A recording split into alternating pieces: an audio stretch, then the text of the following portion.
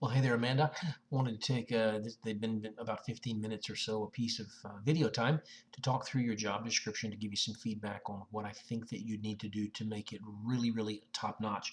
First of all, pretty good job on what you've got there. A mid B is not bad at all for somebody that might not have ever done a job description before, certainly not in the format and to the extent that I'm looking for here. But before I get into it, let me encourage you to look at the two files that I've attached to this feedback screen. One of them is a doc file, and I'd like you to go in and find the document that you sent me that has your accounts receivable clerk first draft on it and delete it. Get it off of your computer. Open up the one that I've attached here and save that and use that as the starting point for any changes. I've added some phrasing in different places. I've made some cosmetic changes, some aesthetic changes, and I'd like to be able to move forward with what I sent you back, which is, let's say, draft 2. You're getting ready to do draft 3 for me, and I might do a little minor bit with draft 4, but start with draft 2 going forward instead of draft 1. Hope that makes sense. Also, before we get into this too much with this video, print the PDF file because that is the printout of your original file that you sent me, and I'm going to be looking at that as we go. I've got notes over in the margins over here. I've got notes in the margins over here, and it'll be easier to understand what I'm saying if you're looking at it while I'm talking about it. So if you haven't already done so, pause this video and print the PDF file, if not both, but save the other one. As a matter of cosmetic things here, I'm going to keep my glasses down on my nose so that you won't see the glare from my computer screen as I talk to you. I can make better eye contact this way. Now, with that said, the purpose of the job summary excuse me, is for the candidate to get a very brief picture of what this job is all about. After reading the job summary in a couple of sentences, I as a candidate ought to be able to say, this is not interesting at all, or yeah, I want to learn more. So we got to do that really, really good. In fact, that particular paragraph is going to go on our website.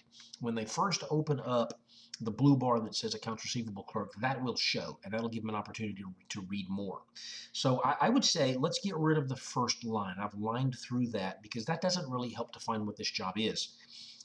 The purpose of this job summary is to think about the essential functions, and in a couple of phrases, we ought to be able to communicate to the accounts receivable clerk candidate what it is that he or she's going to be doing. What does an accounts receivable clerk do? That person is in charge of bringing money in from people who owe us money. So the basic summary of the job is that you're going to handle all of the money that comes in from customers who are paying for services or products, and to keep that organized so that at no time do we have a lot of people owing us a lot of money. That's the basic summary. All of the things that you've listed are part of that. Collections is a huge part of it, but management, billing, processing, so forth. I would say that what you've got is pretty good, but for some reason, and I can't remember why now, I circled collections, and maybe that I thought that was kind of a redundancy with something that you already had. But let's start by getting rid of that first sentence, and then from the perspective of the candidate, read through it and say, does this really tell me the basics of what I would be doing, and pique my interest to keep reading. Under essential functions now, given that those things are the summary, the collections, the billing, the getting of the money and tracking it and whatnot, what are the functions I'm going to do every day to make sure that I accomplish those objectives? Financial transactions, processing payments, posting those things, probably communicating with people who owe us money to get them to speed up their payments or to pay when they're behind. That's not really listed in here anywhere. Look through the functions and see if anything comes to mind that you could add to this. You're okay where you are because that gives us a pretty good picture. You'll notice that I've added a sentence at the beginning about reasonable accommodation. I think that's important. It wasn't in the example that I gave you. And I've also put in a phrase about other duties, which is always on these kinds of things. So far, the job summary, the essential functions, you're pretty good. Just look at it to see if there are little tweaks that you could do to make it perfect or anything that you might need to add. And I would suggest in the functions, there would be something related to proactively contacting people who owe us money, not just processing as it comes in, but getting on them if they fall behind. All right, that's a big part of this.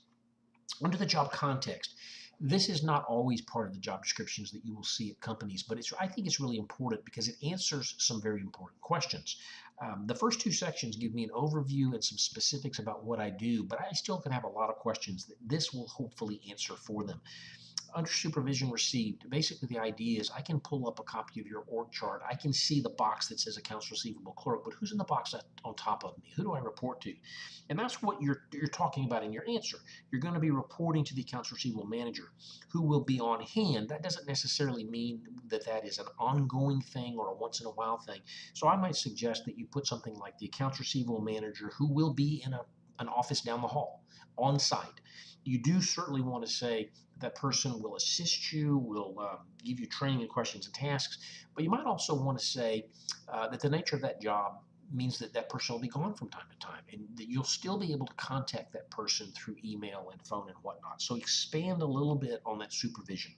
Available guidelines kind of is parallel to that. But from a candidate's perspective, I'm thinking, you know what, I bet I can do this job, but I'm going to have to learn a little bit as I go. And I'm going to have questions.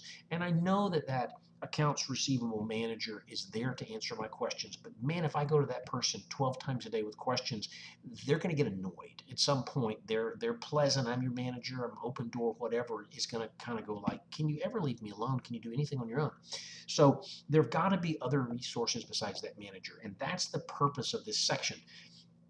In the example I gave you from the HR assistant, this is pretty much what they put, but it wasn't right then. And I indicated in the video that I had with that example that this is one of the areas that I'd like to see a change. It looks like you got basically what that person did without putting any additional thought into it, which is okay. But here I want you to make some changes here. Delete that paragraph and think about what resources you'll have as the accounts receivable clerk in the event that the manager is not available or that you're just embarrassed to go to the manager. In every organization, we're going to have handbooks and manuals and policies and procedures.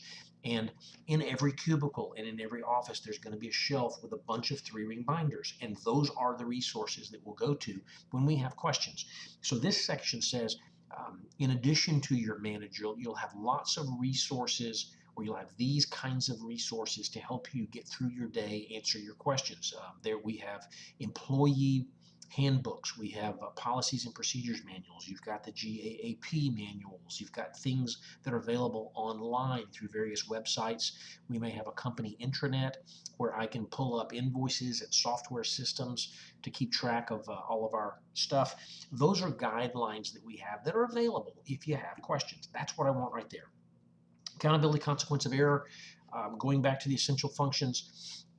You've got to be able to get tough with people. You've got to be able to bring money in regularly, quickly, low average number of days in between sale and collection of debt, those kinds of things. So what are the things in all of that that we're going to really hold you accountable for? We're going to hold you accountable for bringing money in and closing those accounts, or at least making progress on closing those accounts. We're going to hold you accountable for being tough with people when you have to, and not just saying, oh, I'm sorry that you had surgery, but you know, we're one of your creditors too, and we got to work out some way to pay this off. It's important that you keep good records. We're going to hold you accountable for that. It's going to be important that you provide us with accurate, timely information. We're going to hold you accountable for that. What happens if you don't do some of those things well? Well, if you don't collect money promptly, we end up with a lot of people owing us money and we don't have cash to pay our bills. So you can see where I've talked about collections and cash flow. Those are some of the accountabilities, and some of the consequences are that if you don't do this well, the company loses money and we can't afford to pay salaries and bonuses, and we have to let people go. And if you don't do it well, there's a chance as a consequence that we could have to discipline you or perhaps terminate you if you don't do these well. Now, this is certainly the negative part of all this, where we're trying to encourage you to take this job. This is the reality that there are things that could go wrong, and this is the kind of things that you need to be thinking about. Under personal contacts, are you going to be in a cubicle or an office where nobody ever interacts with you, where you don't ever reach out to people? Probably not. You're going to interact with some people. Who are you going to interact with, and how frequently you're going to do that? Maybe even why are you going to?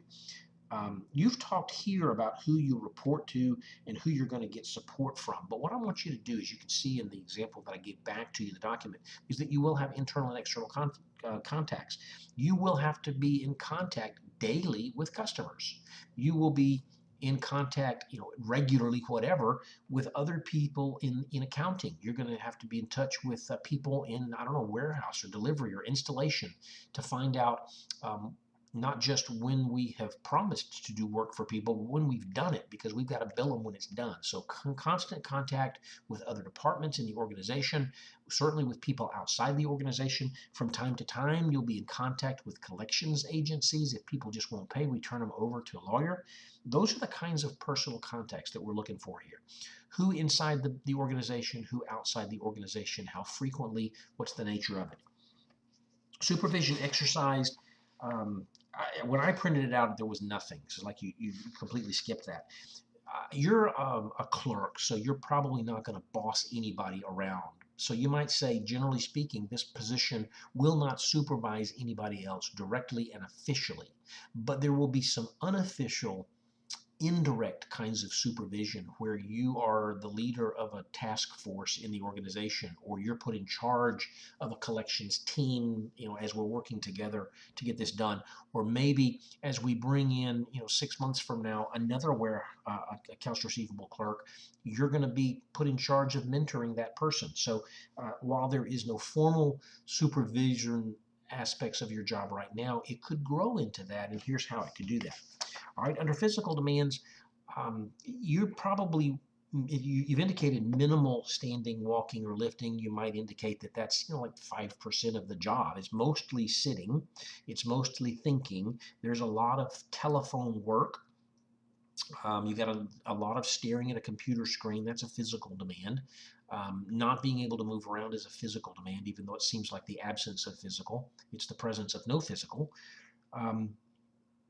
That's the main thing that you're looking at here. You've done a pretty good job here, but I expanded a little bit. Under work hazards, certainly OSHA is a policy, but what other hazards are there? With this kind of a job, it's a hazard to not get much opportunity to move around. It's a hazard to be staring at the computer all day long. It's potentially a hazard to have to call somebody and get tough with them and have them yell at you. That can create a lot of stress, and that's a hazard.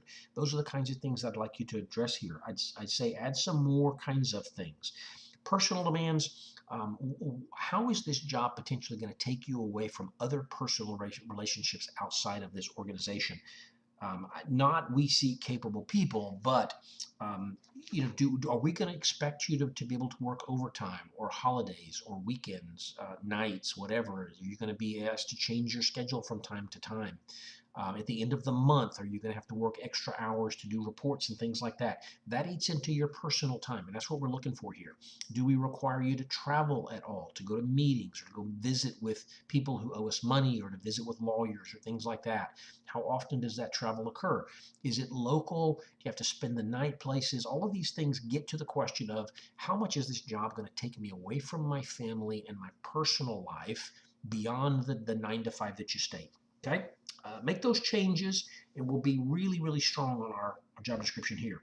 Knowledge, skills, abilities, other characteristics. Go back to the essential functions.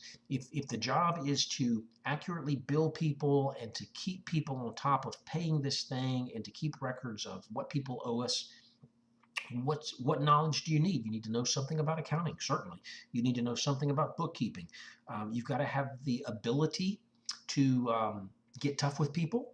You've got to have the skill to be kind while you do that, and compassionate, and yet still be tough. All of those things are knowledge, skills, and abilities. You're pretty good with what you got. Just see if you can come up with anything else that helps with knowledge, skills, and abilities.